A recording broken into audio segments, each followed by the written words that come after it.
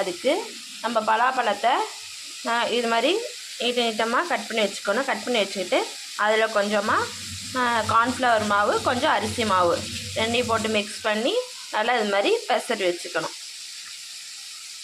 ஓகேங்களா?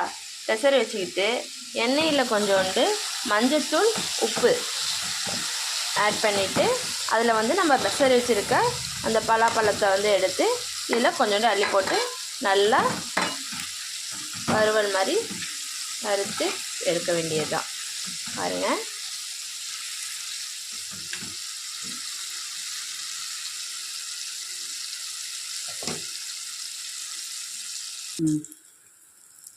பார்த்திங்கன்னா நல்லா பொன்னிறமாக வந்துடுச்சு. இதை நம்ம வந்து எடுத்துட வேண்டியதுதான் கொஞ்சம் கொஞ்சமாக.